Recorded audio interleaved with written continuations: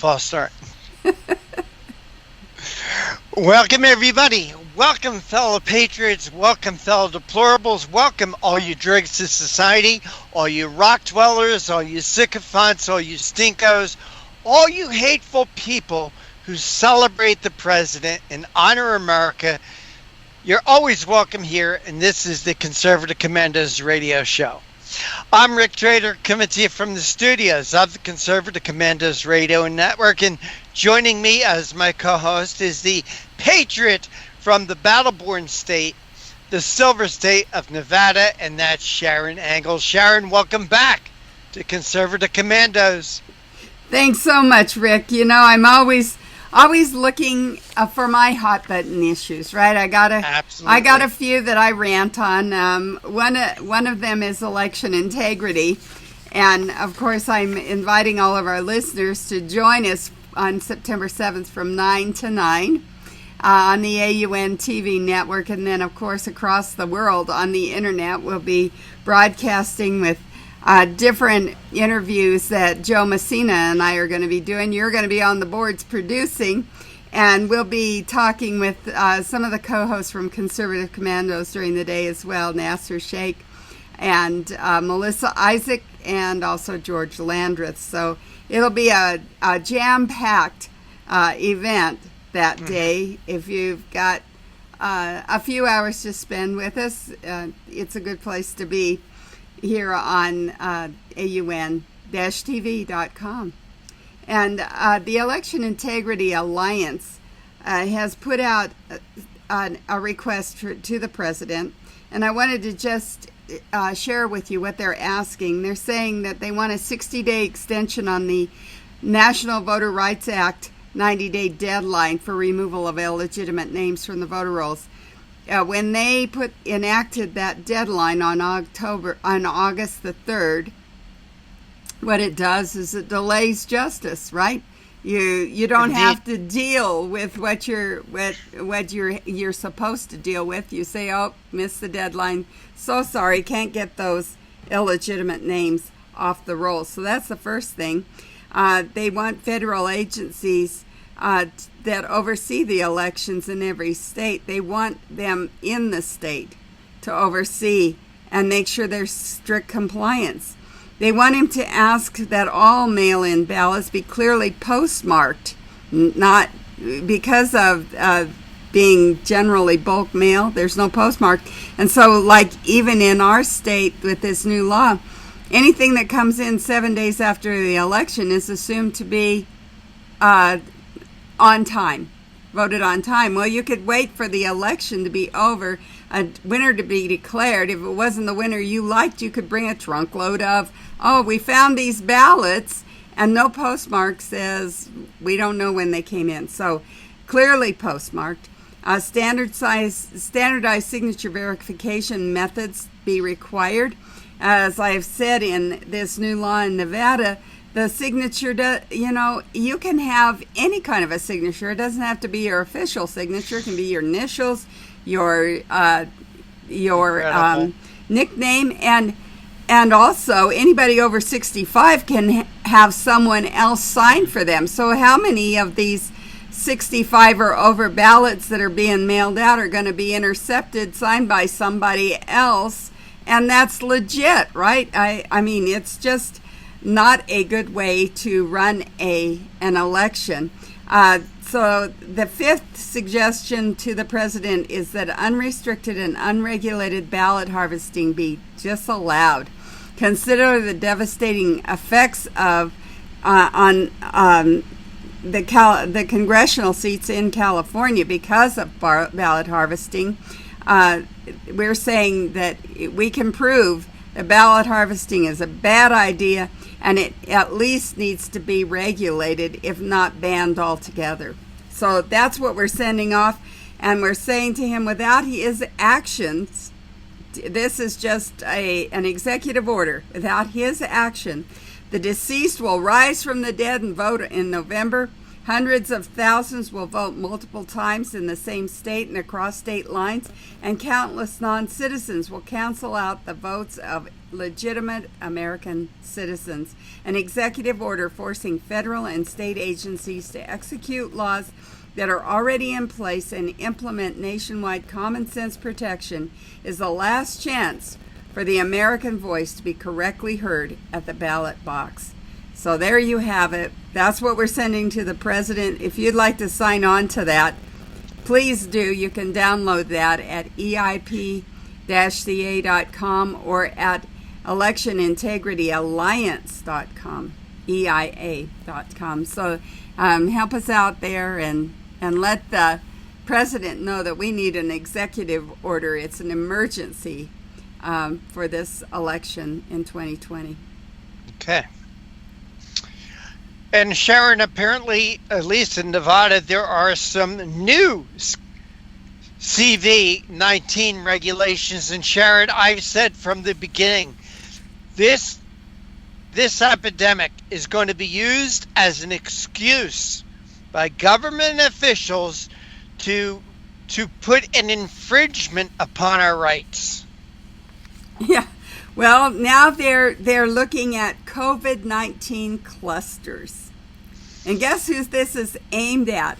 Once again, it's aimed at at businesses that have a particularly egregious or high propensity of cases in your business. Now, come on. How do you tell about a business? Somebody comes in infected, infects your business. Now they're closing your business down because some customer came in and caused a cluster to happen in your business.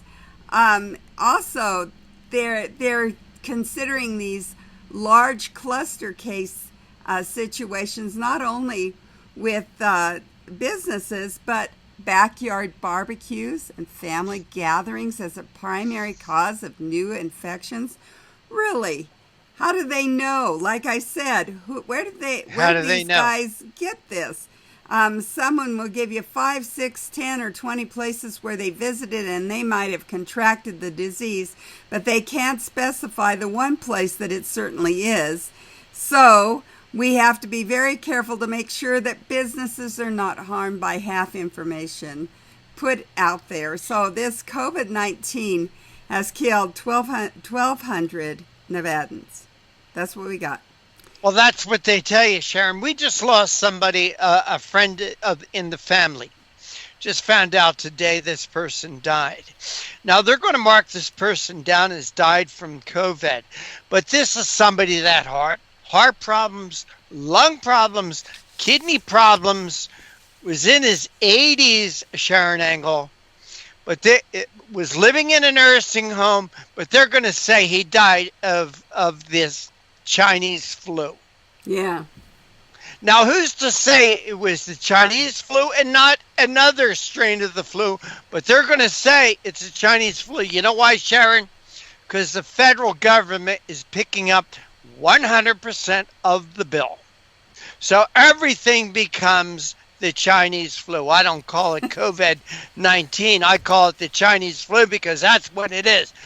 But since the government is footing the bill, everything becomes the Chinese flu. Hey, Sharron, let's take our break, and we got more to talk about on the other side. And you are listening to and watching the Conservative Commandos radio show with Sharron Engel and yours truly, Rick Trader. We'll be right back right after this break and tell you who our guests are for today.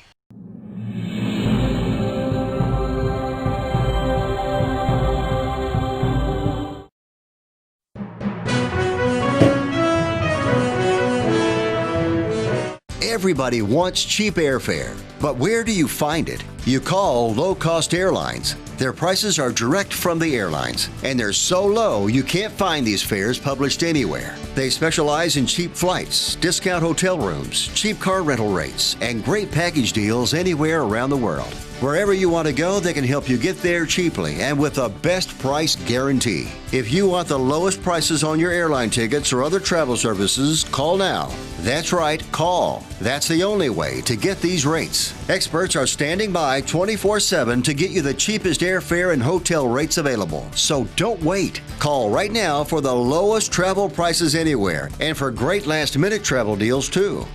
Call 888-431-0562. That's 888-431-0562. 888-431-0562. 888-431-0562. Dish TV is better than cable TV. Here's why. Dish has the nation's lowest TV price, along with an award-winning DVR that can skip commercials, record 8 shows at once, and get access to thousands of movies at your fingertips. Cable simply can't even compare. So the smart choice is to cut the cable and get Dish. Plus, you get all these great TV features, free HD DVR upgrade, free installation, and free movie channels. Say goodbye to cable and get more with Dish TV. 877-290-7764, 877-290-7764. As an added bonus, you can switch to Dish now and receive a $50 Visa gift card. So call now and get Dish TV. Call 877-290-7764, 877-290-7764. That's 877-290-7764. Limited time offer, 24-month commitment and credit qualification required. Cancellation fee, monthly equipment fees, and other restrictions apply. Promotion can change at any time. Friend, do you remember when it felt good to withdraw your cash from the bank to expand a business, go on vacation, or buy a new car? Well, today, withdrawing your own cash has become a very risky business, according to The Secret War, a shocking new research report. I just read it. And folks, I was amazed to learn why banks are now required to spy on us for the government and then report any suspicious or unusual behavior. I suggest you get The Secret War free. Just call the number on the screen, no charge, from the folks at Swiss America, and get this. Did you know simply spending cash today may be enough to have you branded as a potential criminal? That's right. The new war on cash is really a war against all freedom-loving Americans. The Secret War is yours free, so call the number on the screen and you can tell them Pat Boone gave you the number. And welcome back to the Conservative Commandos radio show with Sharron Angle and yours truly, Rick Trader. And today's show, like all our shows, is being brought to you by the First Amendment, protected by the Second. Sharron, we've got 3 great guests joining us once again today. Yes, we do. Our first guest is Jason Snead, who's the Executive Director of Honest Elections Project. And he also was the one who developed or managed the development of the Heritage Election Fraud Database, in a unique tool aggregating proven instances of voter fraud. He's written a new article that we want to talk to him about. Let us clear the air on mail voting. And that's not male versus female. That's mail-in balloting. We're having Jerry Wayne on. Jerry Wayne is the one who challenged Joe Biden and asked why he was against the Second Amendment. And for his question, he got an angry and threatening response. And we're going to talk to him about that angry and threatening response. And finally, we've got John Cox, who was a former California gubernatorial candidate and the founder of Change California. And he has written an article, California Must Save Its Cities. And we'll talk to John about why those cities are in such a problem right now and why they need to be saved. I'm gonna just mention to you that Colin Kaepernick, our favorite person here in Nevada, got an NFL commissioner, Roger Goodell, to apologize to him because he just didn't understand the kneeling situation. I just can't get my head around this. This whole Black Lives Matter protesting thing has just caused people to go nuts about, they take a stand in one spot and then all of a sudden they're flip-flopping because they can't stand the idea that they might get protested, I guess. I don't know. You know what? My dollars are staying in my pocket. They're not going to go to the NFL or the NBA or Major League Baseball or any organization that is promoting this garbage. And I'll call it garbage because that's what it is. Sharron, all lives matter. Yes. And with that in mind, I wanted to talk about a couple of different groups that really have my undies in a bunch. And you know, Sharron, it's not comfortable. And I'll start out with one group talking about Black Lives Matter. I say all lives matter. It's a group, Democrats for Life. Democrats for Life. They were on EWTN, the Eternal World Television Network, the other night. Democrats for Life. And they want to be embraced by a party who does not want them, who wants nothing to do with them. And if they want to be embraced by a party, they're really in the wrong party right now. They're really looking in the wrong direction with the Democrat Party, because the Democrat Party don't want them. They really start needing to support the Republican Party. And when the Democrats start losing elections, Sharron Engel, because of this idea of that all lives don't matter to them, including the lives of the unborn, then they'll change their idea of this, Sharron. You see, when these Democrats for Life vote for a Democrat, they're not just voting for a person, but they're voting for a party and the platform of that party. And the platform of that party and all lives counting, or Democrats for Life, are totally on opposite ends of the spectrum, Sharron. Again, when Democrats start losing elections, and they're losing elections because America finally sees them as the party of death, in addition to being the party of segregation and the Ku Klux Klan, then and only then will people who say we are for life, that's the only time they will begin to be understood by the Democrat Party. So for you Democrats out there, Democrats for Life, you're absolutely in the wrong party. And Sharron, well, there's some Republicans in the wrong party too, aren't there, Rick? Well, there are Republicans in the wrong party, and that's the other group. You know, we've got these Republican governors and other high-profile so-called Republicans that are calling themselves Republicans and conservatives, supporting Joe Biden. Joe Biden. And again, it's their hate for Donald Trump. Absolutely. And why are they hating Donald Trump? Because they don't like his Twitter. You know, they don't like what they said about him in the heat of a campaign battle. The Bushes. I want all my votes back for the votes that I voted for Bushes, both 1 and 2. I want them back. These so-called Republicans are voting for and embracing, again, a platform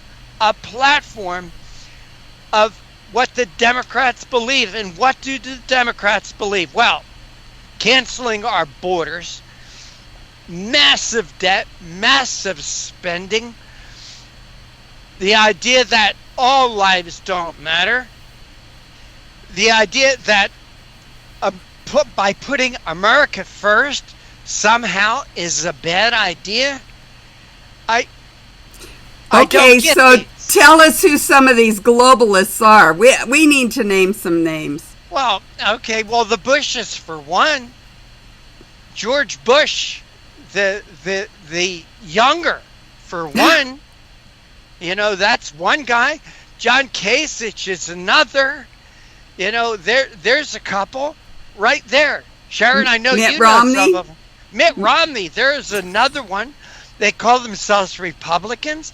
Well, I don't think they have a home in the Republican Party. Why don't they just call themselves Democrats, Sharron? Go with. We've been calling them Republicans in name only for years. and been trying to apologize for their presence in our party. Even Christians, when you have someone who is totally outside Christianity, we excommunicate. That's the end. We kick you out.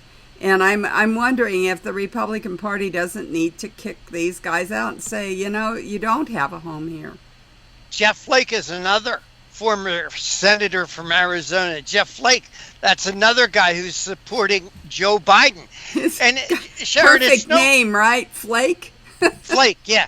And it's no secret of the Democrats' platform and what it stands for: liberalism and socialism, opposing the Republican Party, opposing conservatism, opposing the Judeo-Christian ethic. Our founding fathers created this country on capitalism. More people have been brought out of poverty by capitalism than anything else in the history of the world.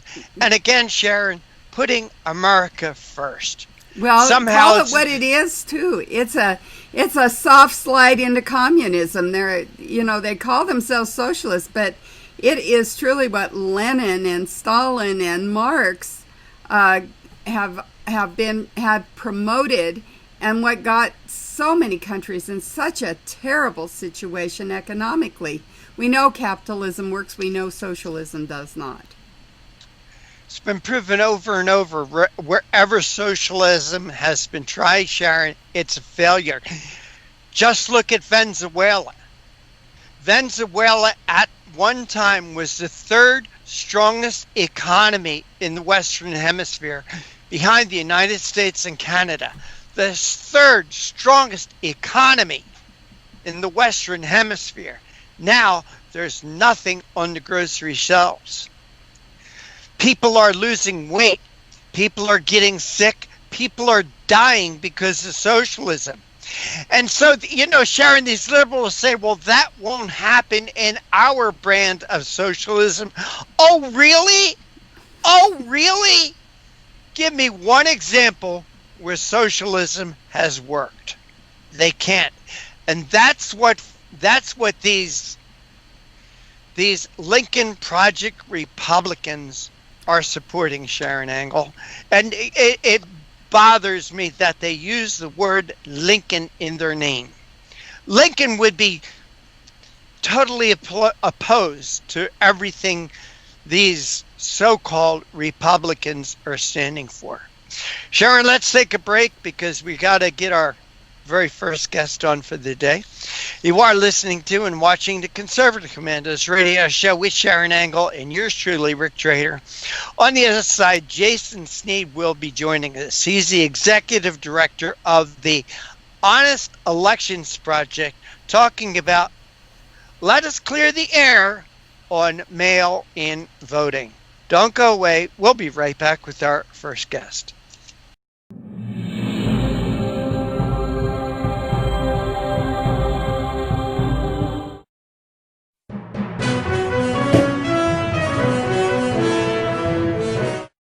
Mom, thank God you're going to be okay. So relieved.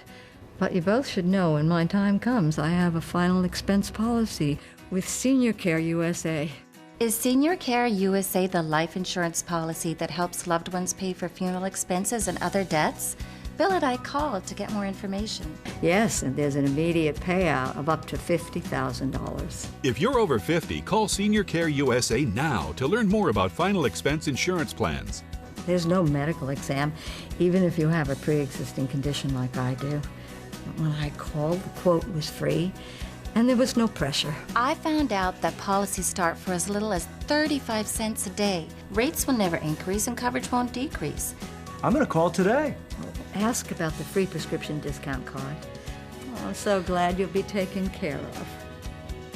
Call 1-800-822-7419.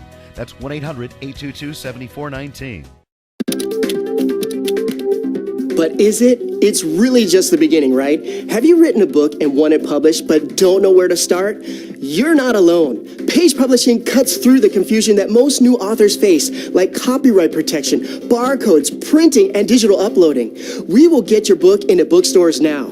We guide you through the publishing maze and help you distribute and sell your work in hard copy and ebook formats.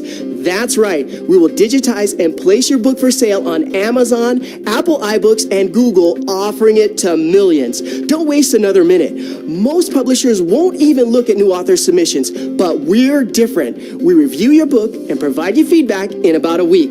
If we decide to publish your book, your work ends and ours begins. From copy editing and proofing to typesetting and book cover art, our team gets you into bookstores fast. Call 1-877-461-5033. Does your current bathroom need to be updated immediately?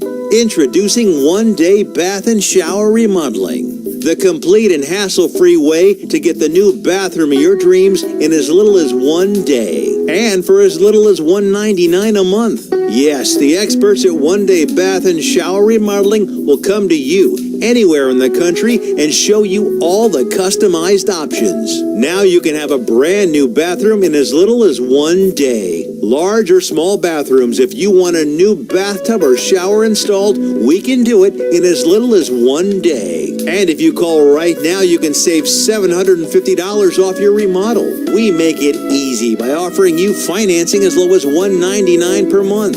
So for as little as $199 a month, you can finally have the bathroom of your dreams. Call now to schedule your free in-home consultation. And once again, we want to thank you for staying with us. This is the Conservative Commandos radio show with Sharron Engel and yours truly, Rick Trader. And I want to give a shout out to folks who may be listening, hopefully are listening to us on radio stations in Jacksonville, Tampa, and the Villages, Florida, Las Vegas and Reno, Macon, Georgia, Lancaster and Pittsburgh, Boulder and Colorado Springs, Milwaukee, Long Beach, California, Arlington, Virginia, Washington, D.C., and also seen on the AUN television network in San Francisco, Sacramento, San Jose, Santa Rosa, Thermidoro, all the way up to Reading. And with that, Sharron, we do have our first guest of the day with us. And as you do with all our guests, Sharron, make him feel welcome. Well, it's always my pleasure to introduce he's becoming a longtime friend of the show, Jason Snead, who is the Executive Director of Honest Elections Project. Prior to heading this project, Jason spent 10 years at the Heritage Foundation, where he had the honor to work with the former Attorney General, Ed Meese. Jason also managed the development of the Heritage Election Fraud Database, a unique tool aggregating proven instances of voter fraud from around the nation. Jason, welcome back to the Conservative Commandos radio show. It's great to be back. It's great to have you. You've written another great article. It's called Let Us Clear the Air on Mail Voting. Okay, so let's clear the air. We're getting ready. I'll just tell you right off, we're getting ready to sue the state of Nevada over what we feel is an illegal law here in Nevada requiring mail-in balloting for the 2020 general election. So let's hear your take on that, because it seems to me that that mail-in balloting is just fraught with problems. Well, I certainly agree with you. And if you look at the record of the pandemic primaries, it's not a great record to stand on if you're pushing for this, rushed transformation of our election system into a vote by mail sort of an election. When you look at the delays in counting in New York, when you look at ballots going all over the place in Nevada and New Jersey, when you look at the voter fraud scandal that has impacted New Jersey, I do not for a second doubt why we're talking about fantasies of Postal Service conspiracies rather than talking about the record of vote by mail, because the people pushing it would rather talk about almost anything other than the sorts of problems that these policies invite. Well, you're exactly right. It seems like they went after Brian Kolfage and Steve Bannon, and yet their problem is one of those alleged things. We've got an exact problem, something that we know has got really fraudulent implications there in New York, and New York decided not to concentrate on that, but on something else entirely. I wanted to ask you about something that we found in Nevada, and I want your take on it. What we found was we had 1.5 million mail-in ballots mailed out in the primary. 305 of those ballots were cast, mailed in, verified, and counted.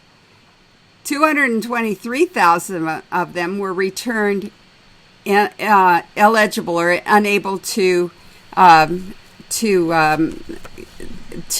be mailed. They came back undeliverable. Now, what happened to the almost more than 500,000 other ballots? Because we've got 1.5, it's 1.3 million. And then my addition is 305 plus 223. What happened to the rest? Well, that's a good question. That'll have to be run down. What happens a lot of times when you send out mail ballots is that the ballots themselves just disappear. And this is not a new phenomenon. In fact, you can go and you can look at data that's collected by the Federal Election Assistance Commission, and they'll show you that a sizable number of ballots that are mailed out in almost any election just kind of disappear. Now, that does not necessarily mean that they've been lost in the Postal Service per se, but sometimes ballots will get delivered and voters will just choose not to vote them, and that's that. And I suspect that there could be any number of reasons why there's a large number of ballots that were never returned. Look, at the end of the day, one of the things that advocates of universal vote by mail say is that if you send everyone a ballot, then you're going to dramatically increase voter turnout just by making it easier to vote. But one of the things that studies tell us is that when you actually want to inspire people to participate in democracy, it's not just about always making it easier and easier and easier to vote by taking away rules and safeguards. You also have to convince them that it's worth it and that the process is protected and legitimate, and that's how you inspire confidence. And I suspect that a large number of those ballots were sent out and voters just decided not to vote them, and that would dramatically, I think, undercut one of the arguments that gets used to push this notion of automatically mailing ballots. And in Nevada, we found them on the street. We found them in overstuffed mailboxes. We found them in trash cans. How does that inspire confidence in a voter? Well, it certainly doesn't. In fact, I would say it does the opposite of inspiring confidence. The problem with automatically mailing ballots in a state that isn't prepared to do this at all is that you do not have clean and accurate voter registration records. Most states are very poor at cleaning up their voter rolls. They don't prioritize this practice, even though we know that large numbers of people, about 10% of Americans every year, move. People will pass away. People will be convicted of a felony and lose the right to vote. But if those records are not removed, then they just linger and accumulate on the rolls, and eventually you wind up with records like what we've got today, frankly, where Pew Center researchers did a study a few years ago and found that 1 out of every 8 was wrong. So if you just start automatically mailing ballots out, then of course those ballots are going to go out to the wrong address. They're going to go to people who aren't qualified to vote. They're going to go to people who aren't even alive anymore. And that's what contributed to these ballots that you noted in Nevada were getting left behind on sidewalks or getting dumped in apartment lobbies or simply being thrown away in trash cans instead of being properly returned, because I would bet that those are ballots that have a name and an address that doesn't match anymore because the person has long since moved away or has passed away. Oh, so here we go.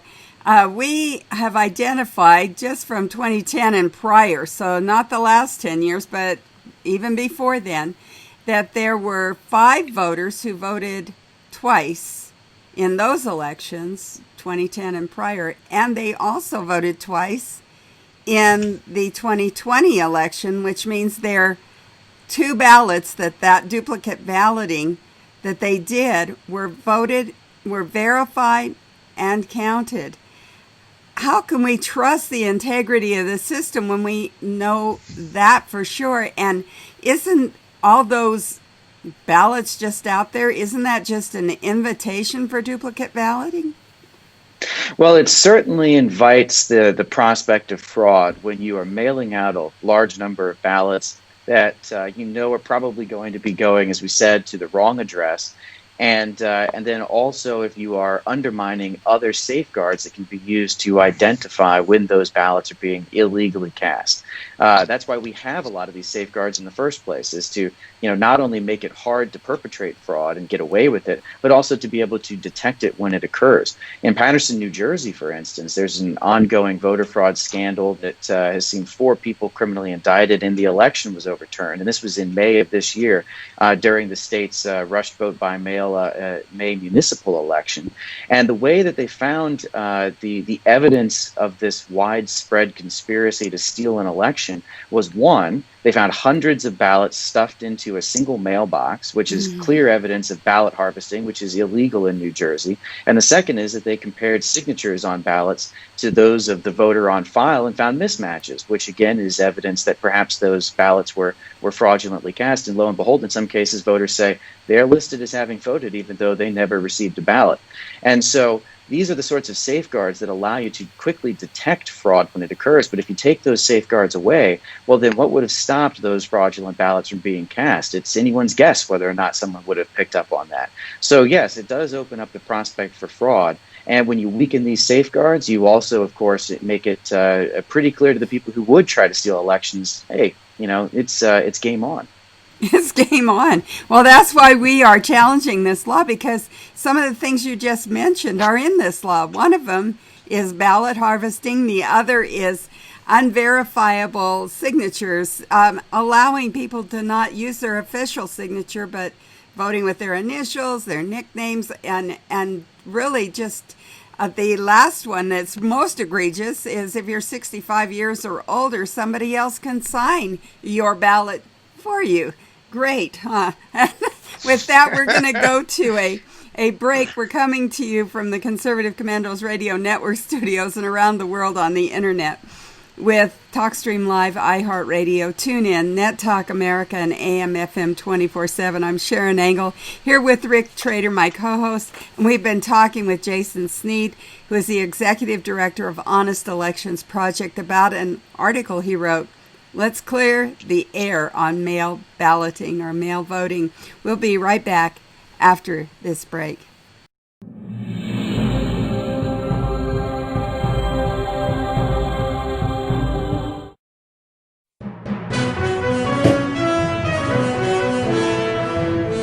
Attention homeowners. Do you have a house that's in need of serious repairs? Do you have tenants that never seem to make their monthly payments? How about code violations, past due taxes, or maintenance costs you just can't afford? Then call my friends right now at Quick Cash Offer. They specialize in buying any home, no matter how ugly the situation. Turn that problem property into cash right now. It's just that simple. One call and you can get rid of that home headache forever. They buy the ugliest houses with instant closings, instant cash, and huge savings. Plus, there are no realtor fees, no listing fees, and no repair costs. Just cash in your hands for that painful property. They're buying a few more houses in your neighborhood this month. So take advantage of this cash offer and call Quick Cash Offer now.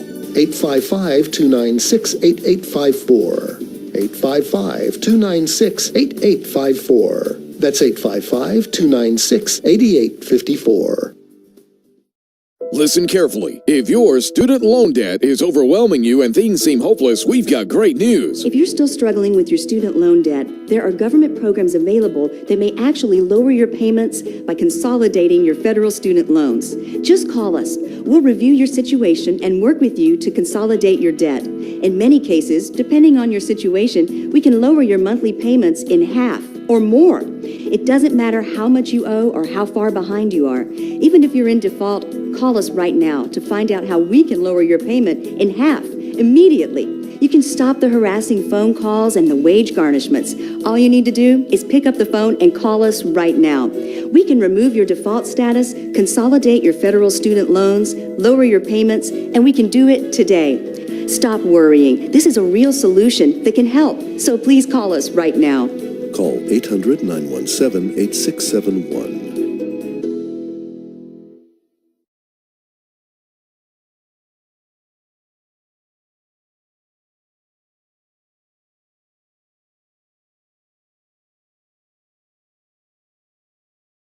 Are you over the age of 50? Want peace of mind and financial security for your family? Here's an important message to you and all seniors from the Final Expense Insurance Hotline. The average funeral costs about $7,000, even more. And the most government benefits will pay your family is only $255. That leaves your loved ones with a burden of paying your debts and funeral costs.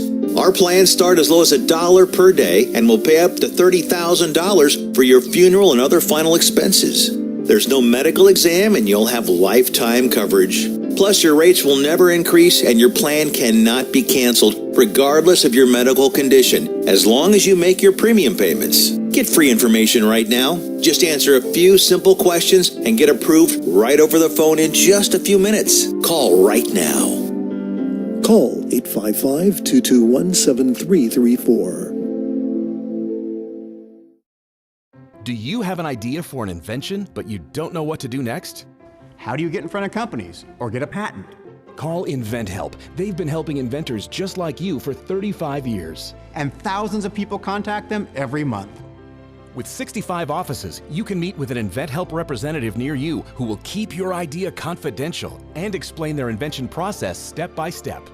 InventHelp has helped over 10,000 inventors get patents. And they offer 3D animations and prototyping services to help demonstrate your idea. InventHelp's exclusive databank includes over 9,000 companies who have agreed to confidentially review new ideas, like yours. Don't wonder what to do next. Take action right now and get the help you need from InventHelp. InventHelp. Call today for free information. 800-880-2937. That's 800-880-2937 now. And welcome back. Welcome back to the Conservative Commandos radio show. I'm Rick Trader. My co-host is Sharron Engel, and our guest this segment is Jason Snead. Jason is the executive director of the Honest Elections Project. And Jason, before I take over, tell us a little bit about the Honest Election Project and what all you guys are doing out there.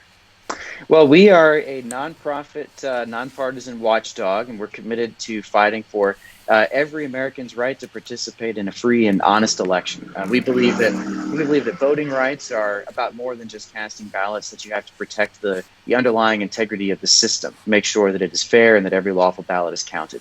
And so we're doing litigation and advocacy work to defend those rights right now, and I think it's fair to say that this is probably the most contentious season on record when it comes to fighting for voting rights.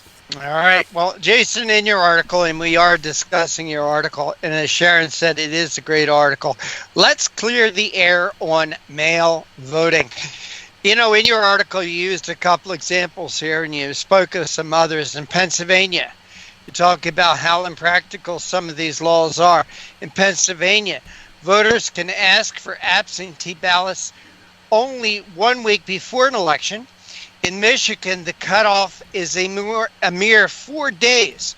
So, Jason, tell us about some of these crazy laws around the country. In Pennsylvania and Michigan, you talked about New Jersey. We know there's been voter fraud or allegations of voter fraud in North Carolina. I mean, this is just not an isolated incident. It's definitely true. What we're talking about when we're talking about some of the problems with ballot request deadlines is that they are simply unrealistic, and that a lot of states are setting their voters up to fail by telling them that they can wait until 3 or 4 days before an election to request a mail ballot, and that they're going to, by extension, then be able to rely on that ballot request being processed and then having that ballot mailed to them so that they'll be able to vote. And what we've seen in the primaries so far is that these already unrealistic deadlines are just letting people down. In New York, for instance, where the deadline is 1 week before Election Day, 34,000 ballots were mailed out 1 day before the primary. The day before the primary, the folks in New York that are running elections there were still processing and mailing out 34,000 ballots. Now, it's not the Postal Service's fault if those ballots didn't make it to their voters. It's the fault of these deadlines that give voters unrealistic expectations, and really it's a recognition of the fact that the folks that are processing these requests are being slammed and inundated this year more than ever. So we need to be honest with voters about when they need to be requesting their ballots. Yeah. Well, Jason, we've had you on the program before, and I give you some of my crazy brain ideas as far as cleaning up the elections. One, Republicans need to get as crooked as the Democrats to force the Democrats to the discussion of fair and honest elections. Here, and I've also talked about voter ID. I've talked about dipping the thumb in ink. Here's an idea. All right, you want mail-in ballots. How about all these ballots be sent out by certified mail? Well, I think that certainly making sure that you've got some sort of a tracking process in place for these ballots is a good idea and should be adopted by any state that's going to be leaning on mail balloting. You need to be able to give both elections officials and the voters themselves the ability to track and process these ballots so that they know that the ballots have actually arrived, and that will solve, I think, some of the problems there. But look, I mean, there's not going to be, and we need to be candid about this with voters. If you're going to be relying on mail balloting, there's not going to be a way that you can say with 100% certainty that your ballot is not going to encounter some sort of a problem. There's only so many things that you can do to ameliorate the concerns that mail balloting raises. And there are lots of things that voters can do. But we've seen in the primaries, when you look at ballot rejection rates, in some places they're as high as 1 in 3 ballots being rejected for various reasons. So I think that's a sign of some underlying flaws with this push to rush in to vote by mail without doing any sort of planning, preparation, or educating voters on what the real risks are. Someone make the argument, look, this is the post office. They should be able to deliver and collect the mail. I mean, that's their job. That's all they have to do is sell stamps, deliver and collect the mail. A lot of people would say, why can't they do this? You got Democrats in Congress calling for millions and millions of dollars to prop up the post office. Does the post office really think that they can handle this money or handle this job with the money that they are already getting from the taxpayer? Well, if you talk to the Postal Service, they'll say that they have more than enough funds available to handle the crush of election mail this year. And I think that they've got the capacity to do it as well. The question is, do they have a track record that is reliable enough to be able to say that 100% of ballots will get where they need to, when they need to? And I don't think even the Postal Service would tell you that. You know, look, it's not a particularly controversial viewpoint to say that the Postal Service has issues. And a lot of the reforms that are ginning up very particular partisan ire on Capitol Hill right now are designed to solve some of those problems that are just baked into the Postal Service right now. But I think that we need to be looking at this election this year, not so much from the perspective of how do we have a vote by mail election. We need to be asking ourselves, how do we have a successful election?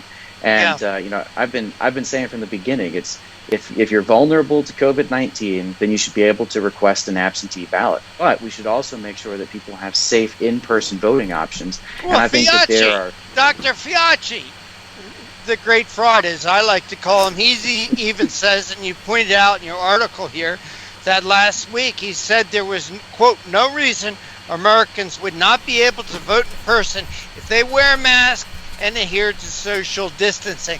I would also say proper hand sanitizing going into and out of the polls. And by the way, let's take their picture when they go into the polls too. But even the great fraud Fiacci says that this is we should be able to vote safely. That's right. I mean, Dr. Fauci, Dr. Birx, they're just frankly saying what the data has been showing us for months, that if you do this right, if states take the appropriate steps, that they can make polling places as safe as grocery stores. And we've seen that done time and again in the primaries. And so that frankly undercuts the health argument that keeps getting pushed, that we need to make wholesale changes to our elections 70 or 80 days before Election Day because of health concerns. You know, this I think should put the cork in that argument permanently. And that then raises the question, if you're a voter, if you're an election official, what is the more likely path to a successful election? Is it trying a brand new experimental, unready system of mail-in voting? Or is it taking advantage of the processes that you've used for years or decades and which you at least know how they're supposed to function? I think that the answer is going to be the latter, not the former. Jason, a very wise man wrote this: universal mail-in voting could leave many disenfranchised and disqualified citizens in its wake. That was you, Jason. Why is that? Well, if you're looking at the track record of rushing into vote by mail in the primaries, when you look at states that have done this, you see that there are large numbers of ballots that are being rejected. You know, one in 10 ballots in some places, or as high as 1 in 3 ballots in others. You know, imagine a situation where you're going to the polling place on election day and 1 in 3 voters are being turned away. That would be a national scandal. So this has clearly led to instances where voters have been disenfranchised because of the problems of rushing in to vote by mail. And as for some of the other concerns about voters that are dissatisfied with this practice, you know, you see when you change the rules, when you close polling places, when you force voters that want to or have no choice but to vote in person on election day, you force them to stand in lines, stretch for hours. Of course they're going to be dissatisfied. They're going to be turned off. And then, of course, when you actually do get to vote, but then you have to wait 6 weeks for a simple answer to who won the election, I think there's absolutely no way that you can say that these races have been wholesale successes, and they do not bode well for November. So this push to vote by mail has left a lot of dissatisfied and disenfranchised voters in its wake. Jason, someone else said that it's not those who vote that count, it's those who count the votes. That was Joseph Stalin. You know, even if we could clean up this vote by mail scheme, this crazy scheme, how can we guarantee there won't be fraud in counting the votes? Well, there's never a guarantee, but I think that what we should all be able to agree on is that there are some simple common sense policies that we should be putting in place that will A, make fraud harder to commit, and B, make it possible to detect that fraud when it occurs. So we need to be talking about ballot harvesting bans, voter identification laws. We need to be cleaning up voter rolls. There's lots of things that need to be done and that we should be doing. And I think that we need to move beyond this conversation of if and ask how do we do this. I think that's where we are. You know, Jason, with all that you said, you know another thing we need? A hell of a lot of prosecutions. Let's start throwing these people in jail. Let's start making that a deterrent for voter fraud. Well, I absolutely agree. And actually, if you look at polls, Americans agree. If you are trying to steal an election, if you are trying to disenfranchise an entire community, if you are perpetuating systemic corruption, then you absolutely should be prosecuted, and you should be, made an example of, so that other people don't get the false or erroneous notion that stealing an election is something that we tolerate in the United States. We're talking about our democracy and our right to vote. And as I've said many times, the right to vote is about more than just casting a ballot. It's about having a system that makes sure that ballot counts and that you can trust. And so we absolutely need to be defending that with proactive policies on the front end and prosecutions on the back end when people try to cheat. Every time a fraudulent vote is counted, that offsets a legal vote. Jason Snead, Executive Director of Honest Elections Project. We always love having you here, Jason, with us. Tell our listeners and viewers out there how they could find out more about the Honest Elections Project and also read your articles. Sure. I encourage everyone to go to my website, honestelections.org, for all the latest updates. You can sign up for our newsletter there as well. And we're very active on Twitter and Facebook at Honest Elections. All right. You are listening to and watching the Conservative Commandos radio show with Sharron Engel and yours truly, Rick Trader. On the other side, we're going to be speaking with Jerry Wayne. Jerry made news back in the spring when he asked Joe Biden a question. Why, Joe Biden, do you want to take away our weapons? And Joe said, you're full of excrement. Well, he didn't use the word excrement. He used another word. But we're going to have Jerry joining us after this break to talk about the DNC and the RNC conventions. Don't go away. We'll be right back.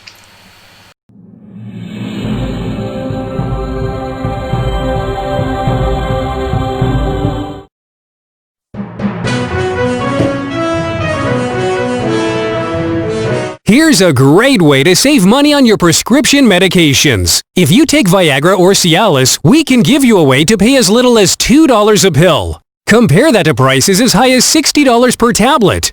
Call now with your prescription and pay as little as $2 a pill. We offer 24/7 service and always free delivery and confidential packaging. Call Pharmacy Shop 24/7 to get generic versions of Viagra or Cialis for as little as $2 a pill, plus free discreet shipping. Broken AC, $4,600. Water heater, $1,500. Fridge on the fritz, $1,000. You need home warranty coverage from the Home Service Club for around $1 a day. If any of your covered appliances and systems break down, HSC will either repair or replace them. HSC provides coverage of up to 47 different appliances and systems in your home. I trust HSC. HSC has over 15,000 pre-screened, highly rated technicians with the fastest response time in the industry. They cover everything from ACs, stoves, fridges, pool pumps, and more. Call the number on your screen now for a free no-obligation quote from a trusted HSC specialist about a home warranty for your entire home, backed with a 30-day money-back guarantee. Call now and get 1 month free plus $75 off your first year of coverage. 1 month free and $75 off your first year. The Home Service Club.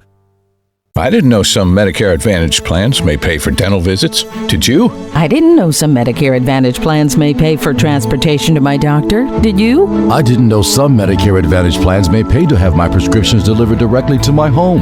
Did you? These and more are important benefits some Medicare Advantage plans may give you. So if you're eligible for Medicare, call us right now because you may be eligible to enroll in a plan with amazing additional benefits. Some Medicare Advantage plans may pay for services like these: dental visits, vision coverage, hearing coverage, home delivery of drugs, even gym memberships. Some plans may include no copays for many services and zero deductibles. Don't wait to find out if you're eligible to enroll in a plan that may include some of these wonderful benefits you deserve. Call us right now. The call is free, the information is free, and there's no obligation. Make this free call now to learn if you're eligible to enroll in a Medicare Advantage plan that may include additional benefits you want. Call us right now. Here's a great way to save money on your prescription medications. If you take Viagra or Cialis, we can give you a way to pay as little as $2 a pill. Compare that to prices as high as $60 per tablet. Call now with your prescription and pay as little as $2 a pill. We offer 24/7 service and always free delivery and confidential packaging. Call Pharmacy Shop 24/7 to get generic versions of Viagra or Cialis for as little as $2 a pill, plus free discreet shipping. And welcome back. Welcome back to the Conservative Commandos radio show with Sharron Angle and yours truly, Rick Trader. And for a rebroadcast of our show, be it our TV show or a radio show, check out our website, ccrshow.com. That's ccrshow.com. And while you're at it, please like us, friend us, and follow us on Facebook and on Twitter. And you know, Sharon, you remember Joe the Plumber, right? Had a casual meeting, greeting with Barack Obama, and that really put the limelight on, or shined the light on him. We have another guest with us. He's been on with us before, and something very, very similar happened to him. Sharron Angle, please introduce our next guest. Well, it's a pleasure to introduce Jerry Wayne, who made the news when he asked Joe Biden why Biden wants to take our Second Amendment rights away. Biden's response made headline news when he told Jerry he was full of it. I can't say it. My mother would wash my mouth out with soap. Jerry has been a hunter since he was a child. Jerry is a union journeyman millwright. He loves his country and the Constitution. And Jerry has a goal to bring America together. Jerry Wayne, welcome to Conservative Commandos radio show. Thank you very much for having me. It's a pleasure. Well, we want to talk about Joe Biden's speech at the convention. And I wanted to just first of all talk about a little bit about Joe Biden's reaction here. You know, I've been a politician for over 20 years, and, you know, you get all kinds of questions. And yet this seems like a real over-the-top reaction, because often people will state the question in those terms: why are you against whatever their agenda is or whatever their hot issue is? And so you politely say, well, I'm not against that, and these are the reasons why, or this is the reason why I don't subscribe to that. but you don't come after them, and it seems like he really came after you. It sounds like not just calling you names, but talk about that encounter, because we're having a difficult time understanding who Joe Biden is these days and what's going on with him.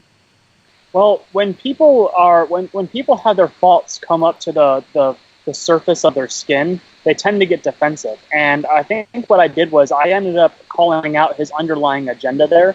And his underlying agenda is to take away Americans' rights. And when I called him on that, he wasn't ready for it. He wasn't prepped for it. And he ended up stuttering over himself and digging himself a hole.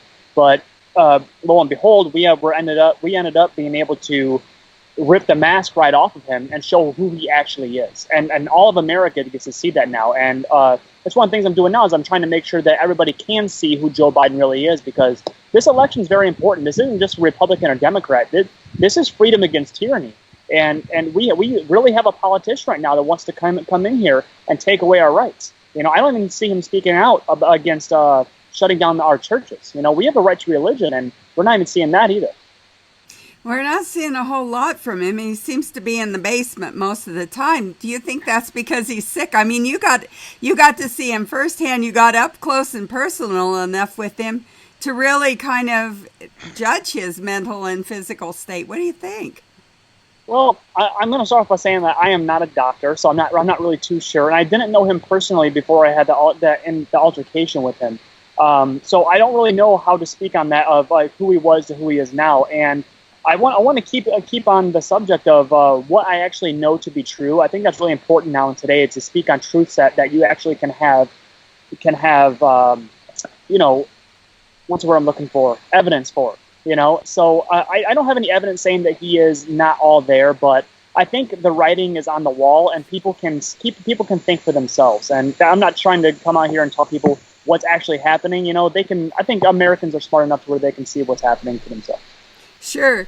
Well, we watched his speech at the DNC.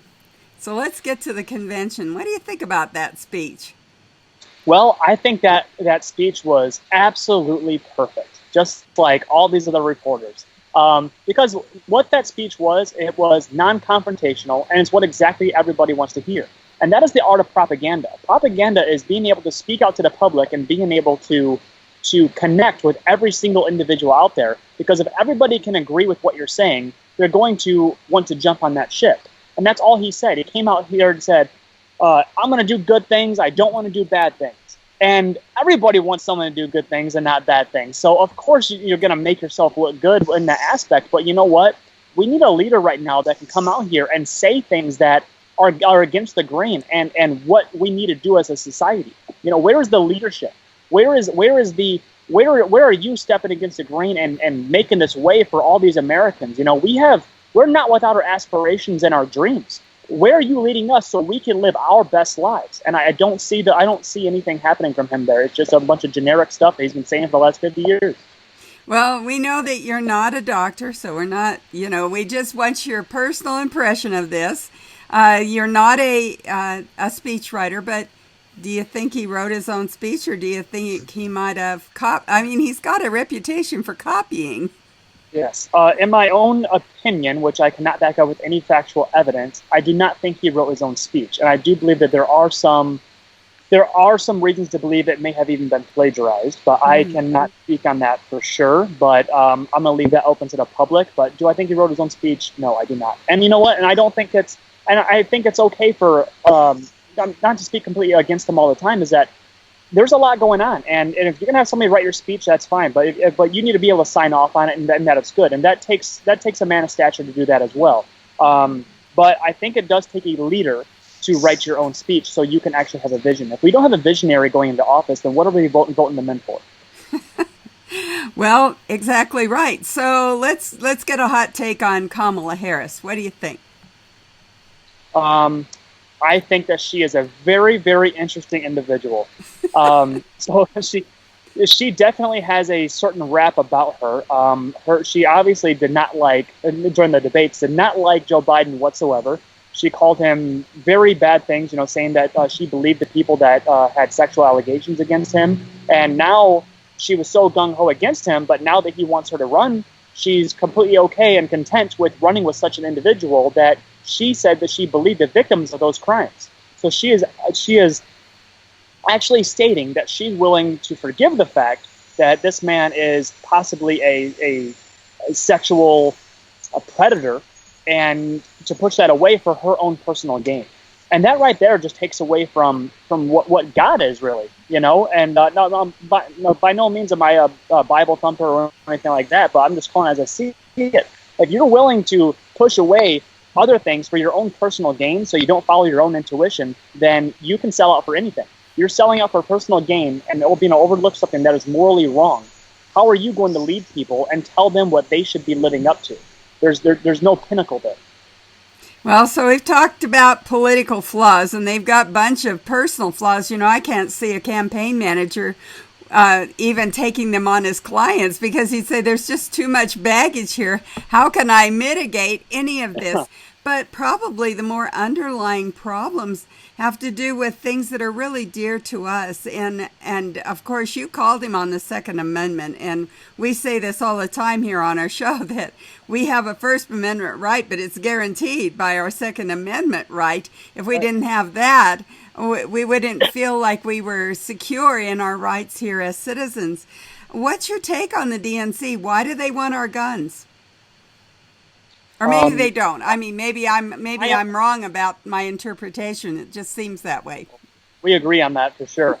My opinion that they want our guns, and I'm just calling it as I see it now. They want our guns so they can implement their movement to be a tyrannical government. If I were to say this a few months ago, people would say I'm crazy and all that. But you know what? The writing is on the wall. There was a lot of speakers there on the DNC, and a lot of people that are more of the underground and with certain minority movements. And what they do, they're speaking about overthrowing a government, and they're speaking about if you don't believe in such a thing, then you need to be taught to do something else. And how is that freedom? If we don't have the freedom of thought, you're wanting to take away more than just our Second Amendment right. You want to take away our practice of religion. You want to take away our First Amendment right, and then now they're going after our Fourth Amendment right as well with these COVID papers. So our amendments are under attack, and if we don't stop these people, these individuals, these Americans, mind you, these are Americans. If we don't stop these Americans from stepping on our rights, our cracks, and our pillars of what I like to call our Bill of Rights. The Bill of Rights I like to call our pillars that keep out evil. And we have a crack in it right now. If we do not protect this crack, our pillar is going to fall. Once one goes, they're all going to go. I was going to go there with you about these protests. Have you been seeing the protests? And also about the COVID-19. I have a cousin who told me she was going to have a graduation protest. And I said, what does that mean? And she says, well, if I have a party, we have to wear masks. If I have a protest, we don't. If I have a party, we have to stand 6 feet apart. If I have a protest, we can be as close as we want. If I have a party, I can only have 10 people. But if I have a protest, it's as many people who want to come. So talk to us a little bit about our rights as related to these things, protests, and the what I'm calling the enforced mask and shelter at home regulations. Are they affecting you there in Michigan? Definitely. I have a personal issue with what's going on there, absolutely. So what they're doing here is they're making it to where they're taking advantage of law-abiding citizens that are also decent people. A lot of people in America, they're decent. They want to protect other people. They want to do the best that they can. And we also want to go to work and make a living and prosper as well. We want to spend time with our family and our loved ones. We just want to be free Americans. That's all we want. And they're taking advantage of this because we are decent people. We want to do what we can. But when it's forced upon us, that's taking away our freedoms. And I told you I had something personal with this. On April 3rd, I lost my grandmother. And on April 5th, I lost my grandfather. My grandfather was... gosh. Yeah, my mother's birthday was on April 4th. Oh, my gosh. Yeah. It's pretty crazy. Actually, you guys will be seeing me time to time wearing my BB62 hat. That is in memory for my grandfather. So I like to say that I'm kind of carrying the torch for him and doing whatever I can because he went to fight for our freedoms, and I'm trying to carry it for him. I know that he was proud of what I'm doing, and he was not a big fan of the way the Democratic Party was moving right before he passed. And he is a lifelong Democrat at the 96 he passed. So they both passed. They were married for 77 years, and they passed within 20 hours of each other. So I think that is a beautiful love story. But they ended up passing, and I had to watch my mother inside of a vehicle stand 50 yards away from her parents being buried. Oh my gosh. And now I see these riots, I see these looters, and I see these protests. And this is a very, very personal issue for me, because my grandfather did not even have his, I forget what's called, some other gentleman called me, it's a 21 gun salute, but it's called something different for what my grandfather was, so forgive me for doing that. He did not get to have that. He gave his all to this country, and he didn't get to have that, but yet people can go out and they can loot, and they can tear our statues down. How dare they tear our statues down? And I want to speak on that if you guys don't mind. No, well, Jerry, if you could hold off, we got to take a little break. We're kind of governed by the clock here. Let's take a break, and then we'll bring you back on that. All right, Jerry? Sure. And you are listening to and watching the Conservative Commandos radio show with Sharron Engel and yours truly, Rick Trader. Our guest this segment is Jerry Wayne. Jerry made the news back in the spring when he confronted Joe Biden with the question, why do you want to take our Second Amendment rights away? Joe responded by saying, you're full of excrement. Don't go away. We'll be right back with more from our guest right after this break.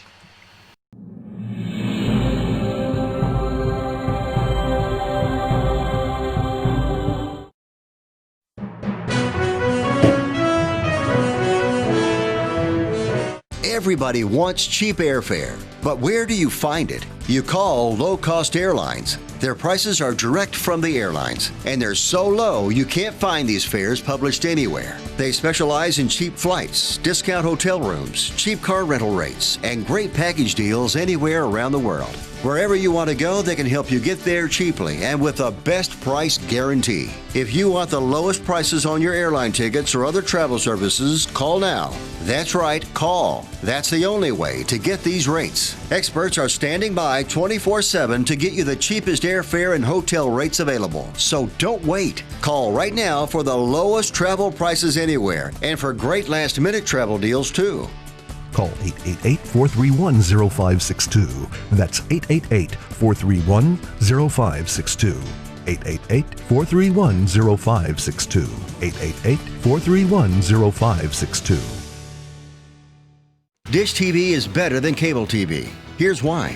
Dish has the nation's lowest TV price, along with an award-winning DVR that can skip commercials, record 8 shows at once, and get access to thousands of movies at your fingertips. Cable simply can't even compare. So the smart choice is to cut the cable and get Dish. Plus, you get all these great TV features, free HD DVR upgrade, free installation, and free movie channels. Say goodbye to cable and get more with Dish TV. 877-290-7764, 877-290-7764. As an added bonus, you can switch to Dish now and receive a $50 Visa gift card. So call now and get Dish TV.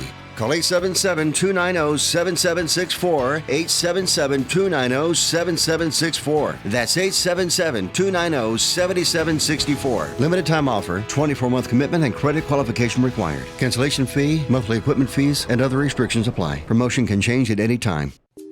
Friend, do you remember when it felt good to withdraw your cash from the bank to expand a business, go on vacation, or buy a new car? Well, today, withdrawing your own cash has become a very risky business, according to The Secret War, a shocking new research report. I just read it. And folks, I was amazed to learn why banks are now required to spy on us for the government and then report any suspicious or unusual behavior. I suggest you get The Secret War free. Just call the number on the screen, no charge, from the folks at Swiss America, and get this. Did you know simply spending cash today may be enough to have you branded as a potential criminal? That's right. The new war on cash is really a war against all freedom-loving Americans. The Secret War is yours free, so call the number on the screen and you can tell them Pat Boone gave you the number. Welcome back. Welcome back to the Conservative Commandos radio show with Sharron Engel and yours truly, Rick Trader. Shout out to folks who are listening to us and watching us on radio stations in Jacksonville, Tampa, and the Villages, Florida, Las Vegas and Reno, Macon, Georgia, Lancaster and Pittsburgh, Boulder and Colorado Springs, Milwaukee, Wisconsin, Long Beach, California. Also seen on the AUN television network in San Francisco, Sacramento, San Jose, North Bay, Marin County, Redding, California, Thermalito. Want to make sure to get that in. And glad that you're with us. Our guest this segment is Jerry Wayne. Jerry is a voter, a gun owner, also a union worker. And he made news back in the spring when he confronted Joe Biden with a very simple question. Why do you want to take our Second Amendment rights away? Jerry Wayne, thank you for holding through that break. We appreciate your time. And Jerry, before we went into the break, I kind of had to interrupt you a little bit. You were talking about your grandfather and his service to our country. And when you say BB-62, is that the Battleship New Jersey? Yes, that is. The Big J, yeah. Which is actually anchored from about 5 miles from where I'm sitting, Jerry. And I've been on the Big J several times for different events. And again, we want to say God bless your grandfather and his service to our country. Thank you. I'll let my mother know as well. I'm sure she'll be happy to hear that.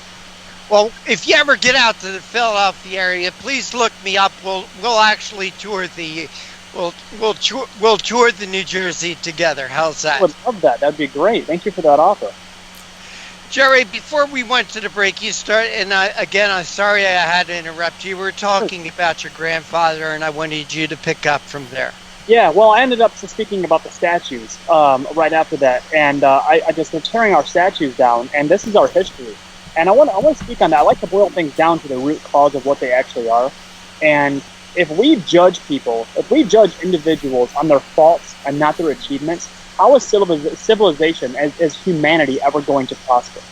You know, if everybody that we only judge them on what they did badly, we wouldn't get anywhere. But what these men did some own slaves? Absolutely they did. It was a different time back then, and I don't condone owning slaves at all. I think the vast majority of human beings on Earth don't condone owning slaves. But you know what? It did happen. But we need to remember these men for what they did and what they accomplished. And what they accomplished was they made the greatest civilization in the history of mankind, at least to note that we are aware of. And to just write that off so quickly on something that they did was bad, it's not okay and it's not productive. To tear other trees down in the forest so you're the tallest tree is not a good way to create oxygen. All right. Jerry, you and Sharron were talking about Joe Biden's speech. And by the way, I think he's a very good reader. I wish I could read as well as Joe Biden. He's known as the great plagiarizer. He, in 1988, probably before you and Sharron were born, he ran for president. I remember that very well. Had to leave the campaign because he plagiarized at that time. He's still doing it. And Jerry, what I think is your encounter with Joe Biden actually shows one of his major flaws. He cannot think on his feet. Yes. I Reading from the teleprompter, he's great, but he cannot think on his feet. Yes, and then when he is forced to think on his feet, he gets aggressive very quickly. So how are we going to let somebody that can't speak to his own people that he's supposed to be representative to world leaders? You know, you're gonna push that little red button a little bit quicker than you'd like to. You know, yeah. There's a lot of issues that's going on with that, and if he is plagiarizing as much as he is, you know, I don't think that's a good way to get the support of the American nation. Because again, if you're not willing to be a visionary, I don't know what you're doing. Jerry also talked about Kamala Harris, and during the debates, how she was accusing Joe Biden of being a sexual predator. I find that very interesting coming from a woman who got her political start by dating Willie Brown, who was the mayor of San Francisco at the time. Willie Brown said that he gave her start in politics. Willie Brown said that he gave her jobs where she was making $70,000 a year, held those jobs for over 5 years. In other words, made about $400,000 on taxpayer money. Gee, I just find that a little ironic, don't you, Jerry? Yeah, and then from what I hear, I don't know how true it is. Maybe you guys can tell me if it's factually true that he was married at the time that they were dating. Yes, he was. Yeah, he was absolutely married at the time. His excuse was, well, we weren't living as husband and wife. But no, I guess that makes up for it all. That really makes up for it all. Jerry, I wanted to talk with you about your Second Amendment rights and why they're so important to you, Jerry Wayne. Why are the Second Amendment rights so important to you, and why do you think they should be so important to the rest of America? Right. Well, first of all, I think the people are painting me as some really big gun enthusiast that wants to go shoot guns all the time, and that's not really me. I'm just a hardworking American that likes to go and shoot a deer every once in a while. You know, to be honest with you, I didn't even own an AR-15 until after this happened. What about an AR-14? You own one of those? Well, yes, if you have an AR-14 now, yes. Yeah. Thanks to Next Level Armament in Michigan. I think it is extremely important, and I'm not gonna go ahead and butter this up. It is important for Americans to wield arms simply because we need to keep our government in check. Period. If we don't need it if we need it for self-defense, great. Yes, we can use it for that as well. But when it comes down to it, the American people need to have power over their government. Period. Final. That is it. We have to have power over them. All right. Jerry Wayne, I want to thank you so much for joining us. Sharron Angle, does this guy have a future or what? Of course. I was wondering if he was even aspiring in politics. Do you think you might run for office, Jerry? Possibly. I want to do whatever I can for the American people. And if the American people would like me to do that, then I'll do so. But I'm not going to go ahead and shove my whatever I'd like down the throat of Americans. I think that they're kind of sick and tired of that. But if they want me to do that, and I feel as if it's the best thing to do for the country, then so be it. But I am working on an organization as well that I think that could turn the tide of this country for hundreds of years. Tell us about that organization, how people can find out about it. I can't give that out yet because I don't have the legal name just yet. Okay, but that's fair. You can follow me on social media and find out soon. My social media is Jerry Wayne AR-14, and that is on Facebook, Instagram, and Twitter. And if you guys follow me there, I can definitely lead you up to what's happening. We're going to be taking kids between the ages of 10 to 17 and teach them how to use firearms correctly and safely, and how to respect them, as well as teach them how to be upstanding individual citizens and entrepreneurs of the future. Sharron Angle, this is a very bright, articulate young man, and whenever I meet people like Jerry, it gives me faith and hope in America. It really does. And Jerry, before we go, we got about a minute. I know you're still a union millwright. I know you're still working at your job, because when I called to reconfirm everything today, you had not woken up from your day. Apparently you're working at nights, but how has all of this changed your life? Honestly, it's changed for the better. I get a lot of love all over the place now, and I go to work now. It's almost as if I'm a celebrity. You think that everybody on these union workers would be against me, but they're not. They see that I'm fighting for our freedoms as well as our union, and they like that. So I get fist bumps and high fives all the time, and it's become very, very pleasurable at work. All right, Jerry Wayne, again, thank you so much for joining us again. Remind our listeners and viewers how they can follow you. Oh yeah, Jerry Wayne AR-14 at Instagram, Twitter, and Facebook, and I'll be doing some YouTube here soon, but that's still a work in progress. Well, Jerry, when you do officialize your organization and have the legal rights to name, we want to be the first to have you back on television and radio and talk about your new enterprise. Yeah, absolutely. I'll let my manager know about that, and then we'll see if we can set that up. All right, and Jerry, the other thing, and I mentioned this to you when we first talked back in March, you need to be on TV, you need to be on radio. America needs to know you. They really do. They really do. Yeah, I appreciate that. Again, Jerry Wayne, thank you so much for joining us. Take care, and God bless. Yeah, thank you very much. And you are listening to and watching the Conservative Commandos radio show with Sharron Angle and yours truly, Rick Trader. On the other side, we're going to be speaking with John Cox.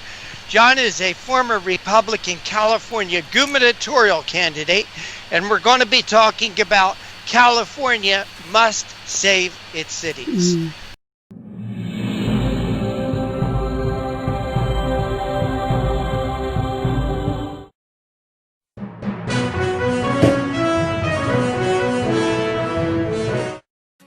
Mom, thank God you're going to be okay. So relieved. But you both should know when my time comes, I have a final expense policy with Senior Care USA.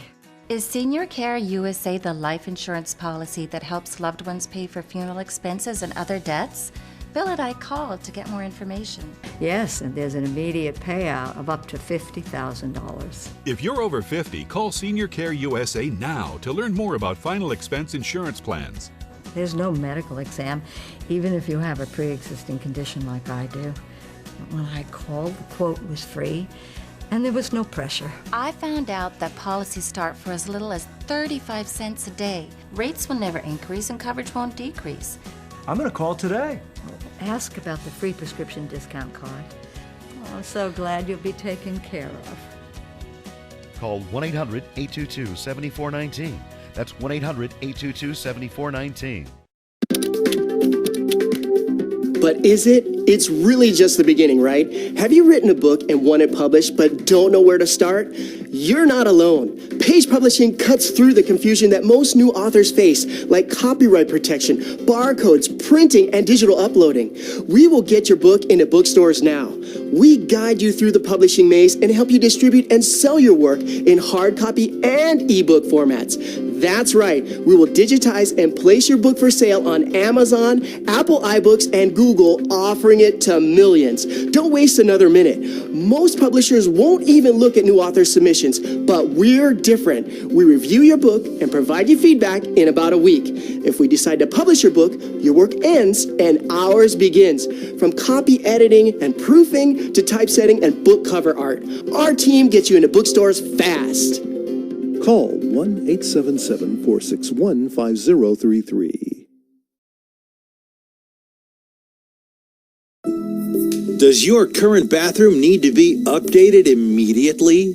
Introducing one-day bath and shower remodeling. The complete and hassle-free way to get the new bathroom of your dreams in as little as 1 day. And for as little as $1.99 a month. Yes, the experts at One Day Bath and Shower Remodeling will come to you anywhere in the country and show you all the customized options. Now you can have a brand new bathroom in as little as 1 day. Large or small bathrooms, if you want a new bathtub or shower installed, we can do it in as little as 1 day. And if you call right now, you can save $750 off your remodel.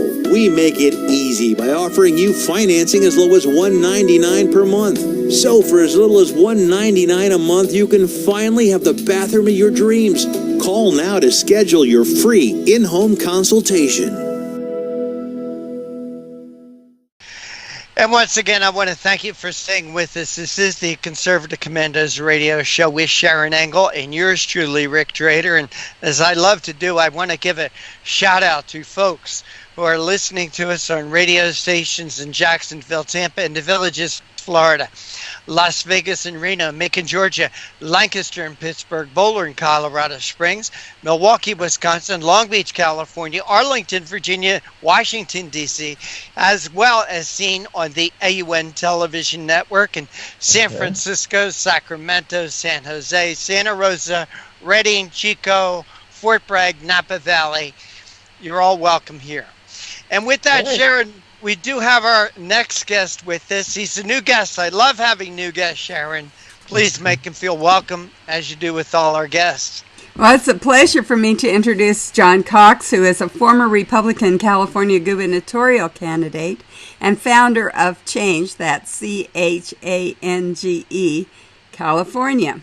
John, accountant, attorney, businessman, broadcaster, and politician, and he's become California resident in 2011 and was the Republican candidate in 2018 for the California governor's election. After placing second in the state's June 5th nonpartisan blanket primary, on November 6th, he lost to Democrat Gavin Newsom. John, welcome. For which I'll never forgive him. I have a lot of friends that won't forgive me for that either. Yes. Welcome. You know, we asked John to talk about an article that you wrote, California Must Save Its Cities, but I want to ask you a personal question first. Sure. You know, when I ran against Harry Reid in 2010, The big question after that election was, did Harry Reid steal the election? Well, now I'm going to ask you that question. Did Gavin Newsom steal your election? Well, you know, they did enact ballot harvesting in California, and we know that that has its problems. When you're paying people to pick up ballots, you just don't know what is being done with those ballots. And, you know, the margin of victory that he had was pretty high. I wasn't as well known as he was, obviously, and he wouldn't debate me, and we didn't raise enough money. We did pretty well. We raised about $11 million for the general election, but that's not enough in a state the size of California. So I'm moving on and going to try to change things, continuing in the process. I was going to ask you, will you run against that guy again? I'm looking at that, Sharron. I am. I am disappointed that the problems that I talked about in 2018 have gotten worse. Our housing crisis, our homelessness crisis, I'm sure we're going to talk about those. Obviously, the fires and energy problem are also keen on the minds of people. Our water situation has not been fixed. And, of course, we've seen how he has mishandled the pandemic, frankly. Started off okay, but now has kept the economy shut down for too long. And, frankly, it's killed a lot of business. And now it's hurting our children who are not able to go to school. And I think that's regrettable. And things would be done a lot differently if I'd have been governor in 2018. Well, we know that. I'm living over here on the east side of the Sierras, so just across from California. We watch not only your politics in California coming our direction, we've just seen a new law passed in Nevada allowing ballot harvesting, so it just comes our way. But I haven't been able to really go out for days because of the smoke from the fires. California is literally burning. Talk about that, first of all. Talk about what's going on and why the country should be concerned about this burning. I mean, some people say, oh, well, it's just good for the ecology. You let things burn and they come back. You know, that's their whole attitude on national parks right now, is just let it burn. It's kind of, controlled burn, and it's good for the ecology. But talk about the burning that's going on in California. Sharron, this is personal for me. For my wife's brother lives up in the Bay Area in a very forested area, and he's getting ready to evacuate, and that's very serious. So we're very concerned about it, and that's the problem here in California. People have built houses near the urban wildlife interface, and of course government hasn't responded. Mr. Newsom blames this on climate change, which is a convenient excuse. But even if there is climate change, which I'm not, convinced it's human caused or how much there is, but even if there is, you got to deal with it. And we should have been doing things all the way along, which would manage the forest better. Management is a big thing with me. I've run and managed my own business for 40 years, a very successful business. And I'm horrified at how politicians like Newsom mishandle and mismanage the responsibilities that they have. And fire protection is one. We are still spending billions of dollars on a train to nowhere in the Central Valley of California. We should have been using that money to buy helicopters and planes and other fire suppression equipment. We don't do smart things like, the Native Americans put fire breaks into the forest, right? So that you could get a handle on a fire so that it wouldn't get out of control. We don't do that. We don't build roads into the forest. We don't do controlled burns like we should to make sure that brush and other tinder. We've got 130 million dead trees that are lying in our forest, which is the result of the droughts. So a lot of that management just hasn't taken place. And I know a lot of people say, well, just let it burn. But if it's coming near your home and if it's, hurting your family, that's not an acceptable alternative. No, you're right. And some of the California fires, there's Loyalton, California had a fire here recently, and it burned right into Nevada, closed off one of our main highways. So they're getting real close to where I live, and the smoke, like I said, is almost unbearable. But that is just one of those things that pours over. So people say, well, it's only California. Let them fall off the West Coast. The rest of the country. Okay, so talk about that. Why we should be concerned about what goes on in California. Well, it's funny, although not funny, that the pollution from these fires is far worse than we ever get from automobiles in many cases. So, the left and the environmental groups all complain about pollution, but the air quality in California, and as you indicated, east of California, because the winds go from west to east predominantly, the rest of the country is going to suffer from the smoke and haze that's coming from California. So it does impact things, and we ought to do the right things in California and manage the forest better so that we don't have this situation. Well, and I think that we need to be more paying closer attention to what goes on in California concerning their laws, and every bit as much concerned about their policies. One of the policies that really is concerning to all of us, and Nevada isn't considered a border state, but because California is a border state, Arizona is a border state, what you allow to come across that border actually comes into Nevada, and we get to bear some of the brunt. And you talk about in your article that there was a 59-year-old California woman who was a victim. Talk about why she was a victim. Am I giving you enough information to remember that? Well, yeah. I mean, what's really happened, as you know, with the porous border is that we get a lot of people that are coming into this country that we don't know where they're from. And we don't, listen, there's two reasons primarily why people leave their home country, right? Economic opportunity and fleeing the law, right? And, obviously, America has always been a place that welcomes people who want economic opportunity, and I want that to continue. I'm a Jack Kemp style Republican. I want people to come to this country and get a piece of the American dream and produce for the country and for our future. But I want to make sure that people that come into this country aren't intent on doing harm to our citizens. And that's what happened in this case I cited. And it's sad because first job of government is to protect its people. And if we fail at that specific first job, what else can we do? I mean, and we're failing in a lot of other places too, but we've got to make sure that we protect people. And that's where, especially in our cities, we're really falling down.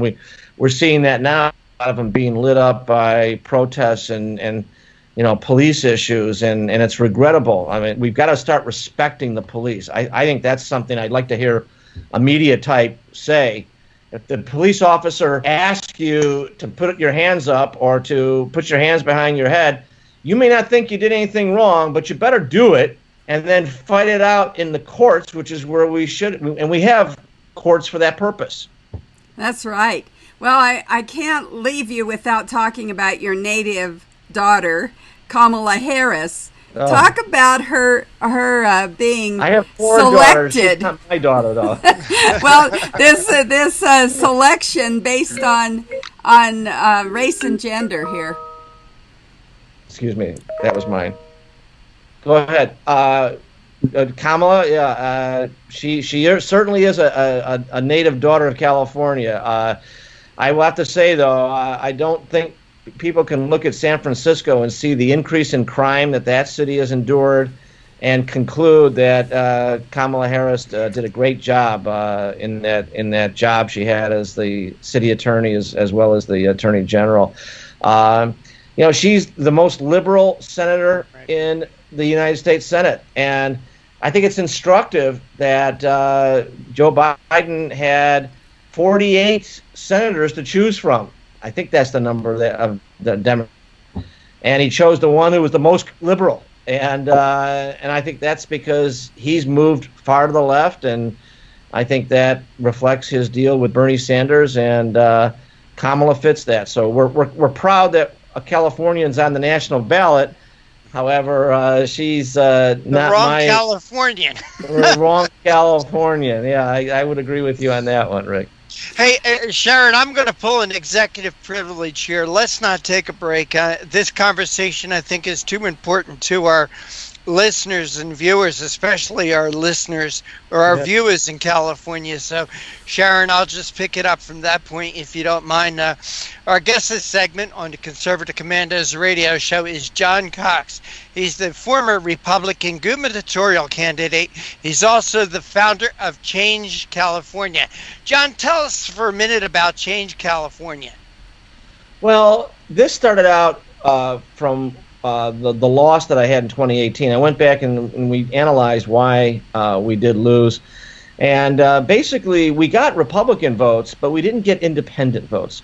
And California has a huge number of unaffiliated voters. It's about 7 million out of the 20 million or so.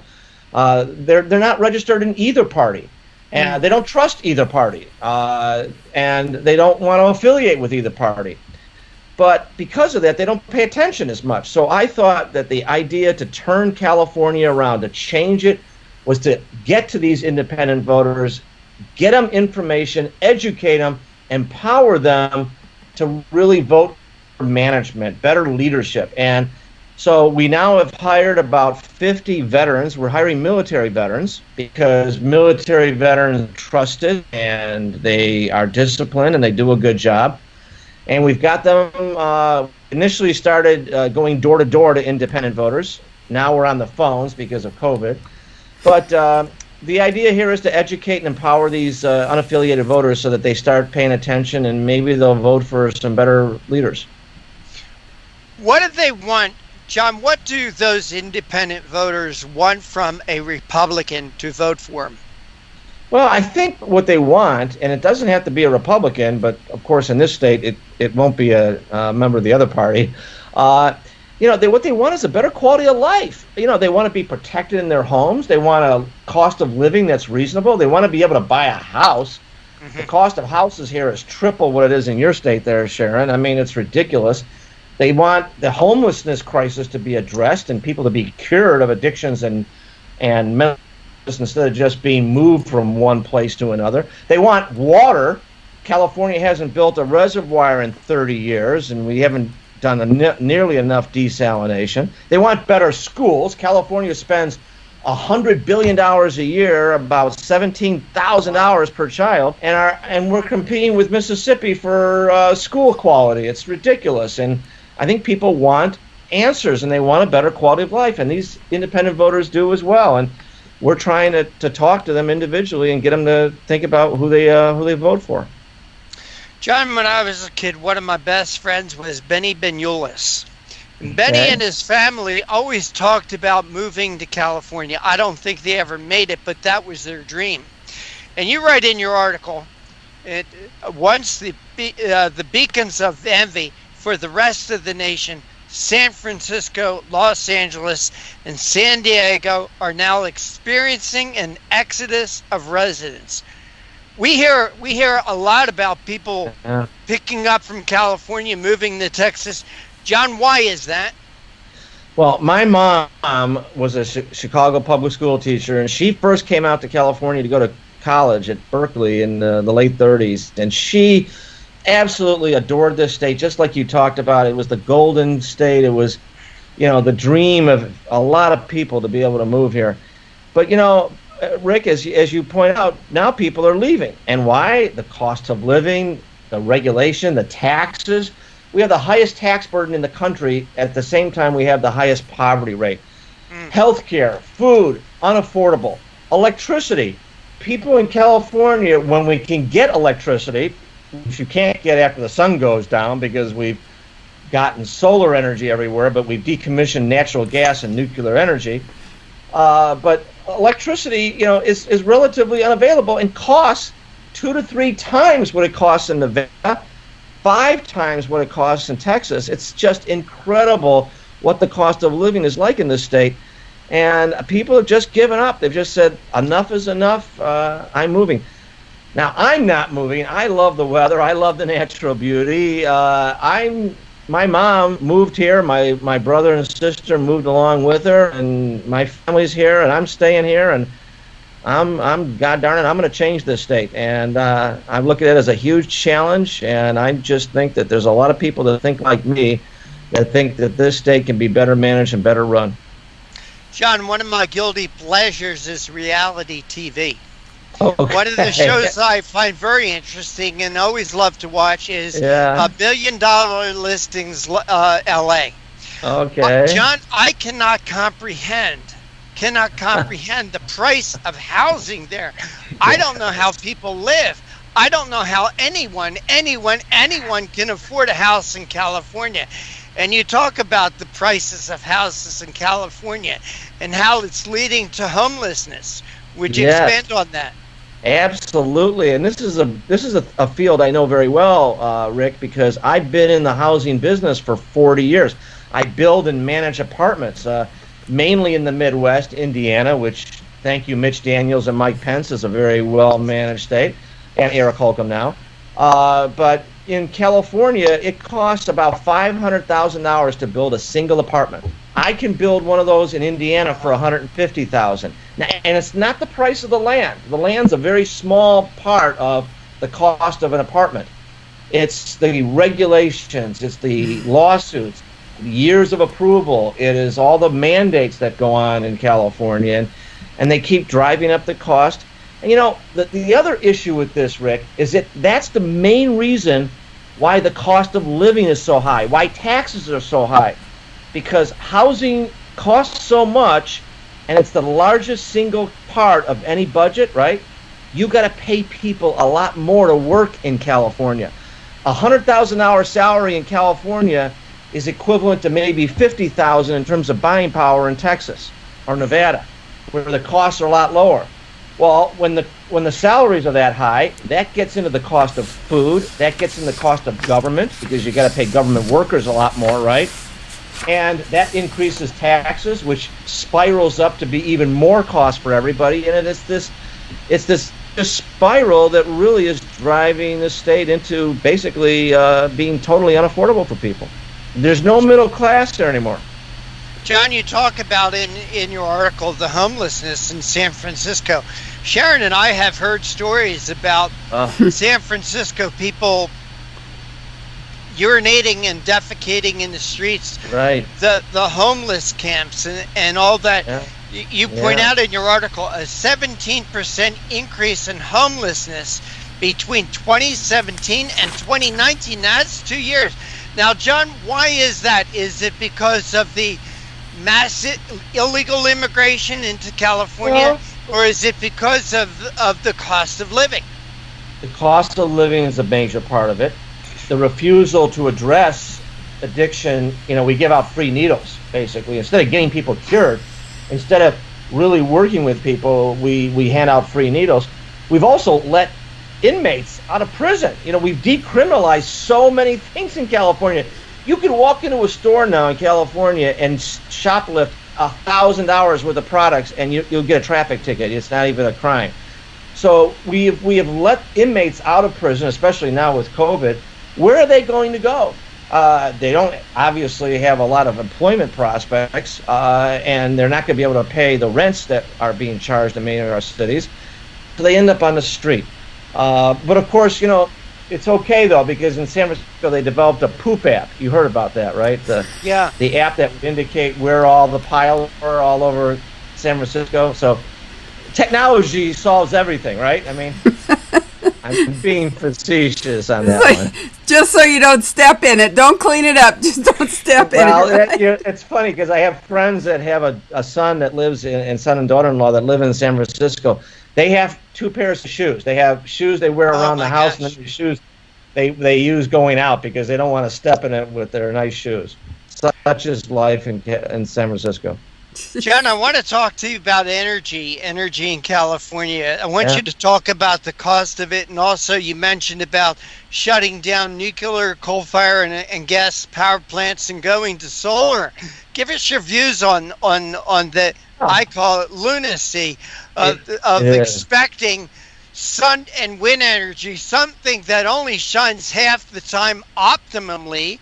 The wind does not blow all the time either. I want you to discuss energy in California and the future of it with this new Green Deal that's and this, Rick, is something the rest of the country ought to be worried about, because this idea could spread across the country that you're just going to have blackouts like we've had here. The last few days, we've had to live with rolling blackouts, basically.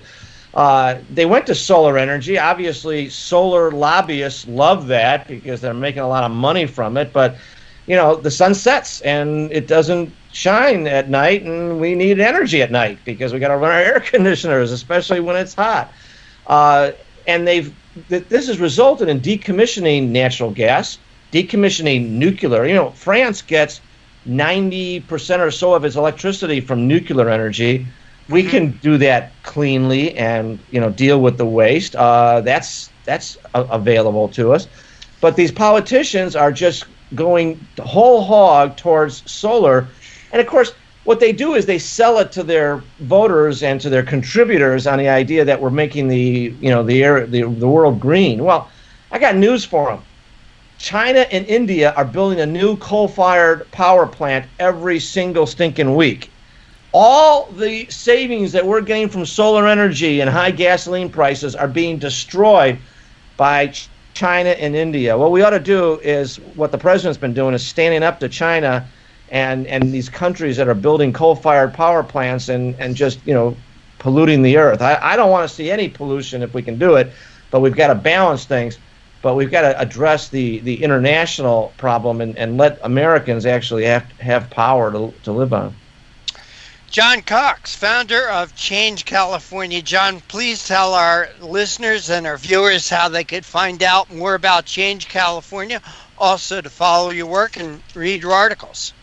Well, they can certainly get all this. We'll also, I think, post this interview on there, too. It's change-ca.org,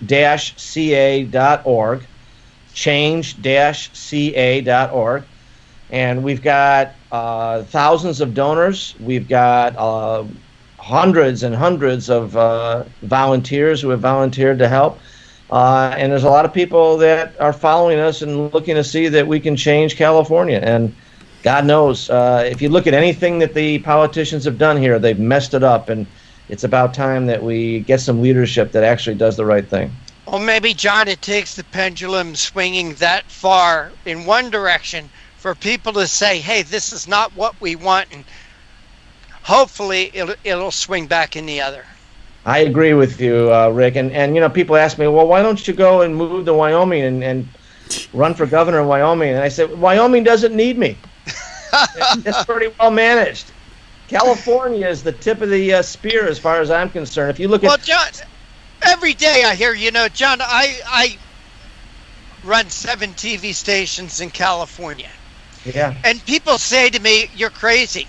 Right. And I say to them, well, what are we supposed to do?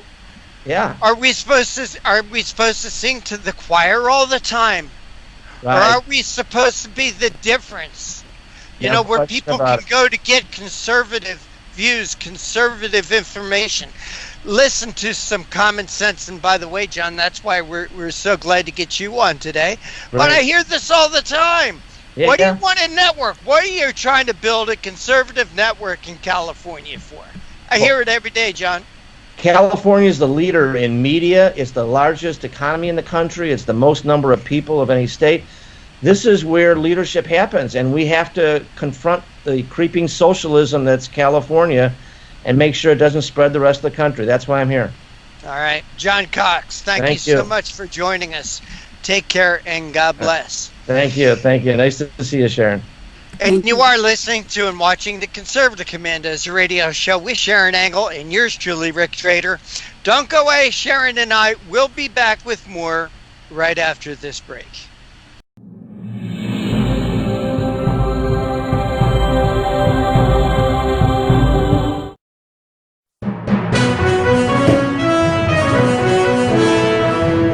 Here's a great way to save money on your prescription medications. If you take Viagra or Cialis, we can give you a way to pay as little as $2 a pill. Compare that to prices as high as $60 per tablet. Call now with your prescription and pay as little as $2 a pill. We offer 24/7 service and always free delivery and confidential packaging. Call Pharmacy Shop 24/7 to get generic versions of Viagra or Cialis for as little as $2 a pill, plus free discreet shipping. Broken AC, $4,600. Water heater, $1,500. Fridge on the fritz, $1,000. You need home warranty coverage from the Home Service Club for around $1 a day. If any of your covered appliances and systems break down, HSC will either repair or replace them. HSC provides coverage of up to 47 different appliances and systems in your home. I trust HSC. HSC has over 15,000 pre-screened, highly rated technicians with the fastest response time in the industry. They cover everything from ACs, stoves, fridges, pool pumps, and more. Call the number on your screen now for a free, no-obligation quote from a trusted HSC specialist about a home warranty for your entire home, backed with a 30-day money-back guarantee. Call now and get 1 month free plus $75 off your first year of coverage. 1 month free and $75 off your first year. The Home Service Club.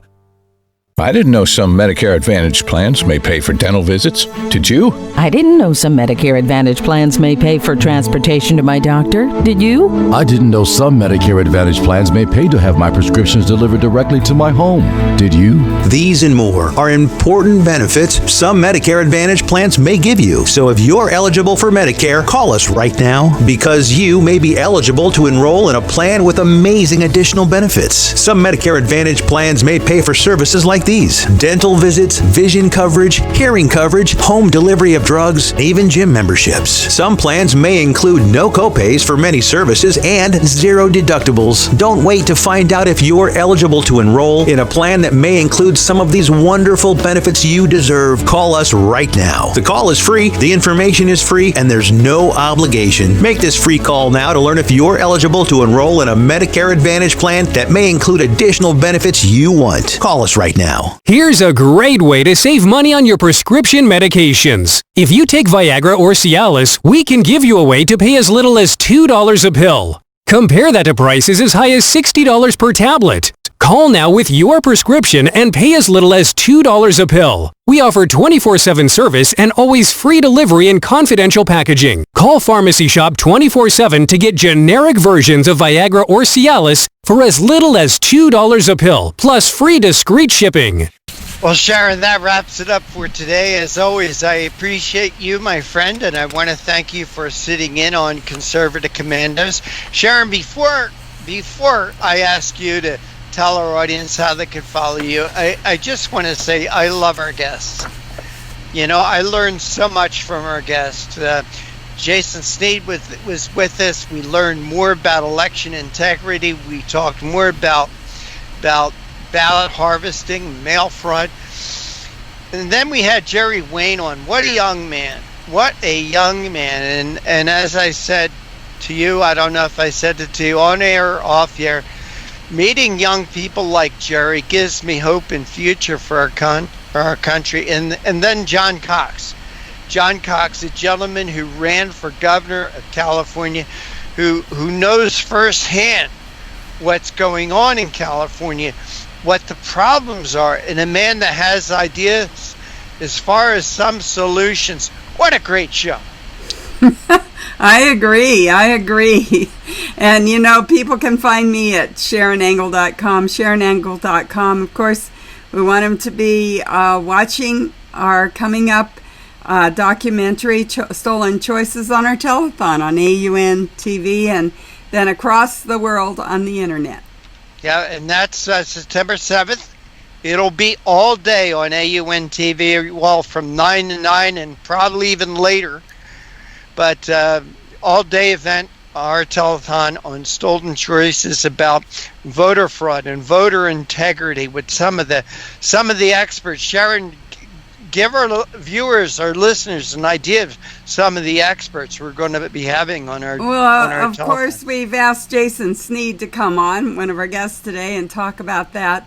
Hans von Spakovsky, John Fund, J. Christian Adams, some of the people that have been working in the trenches, Linda Payne, Ruth Weiss, Ellen Swenson, an expert in analyzing elections. We're going to talk to people who have had firsthand hard touch with what we call cheating, and we've asked one of our guests again, John Cox, today to be part of that. And it's going to be Joe Messina and I. If people have been watching the right side on our AUN TV network, then they know and love Joe Messina as we do, and he's going to be the co-host during that telethon. We're going to be interviewing these guests, and we're going to be showing the premiering Stolen Choices. And of course the whole thing, I thought maybe we should have called it cancel culture, because if your vote is canceled, your whole culture can get canceled. So that's what we're really talking about, is what happens when your choices are stolen. And we'll be discussing how that's been happening, for how long in the United States, who's been doing it, how they've been doing it, and how we can stop it. All right. But for right now, we are out of time. We got to run. We got to go. Take care. God bless. And we'll see you tomorrow on TV and on radio.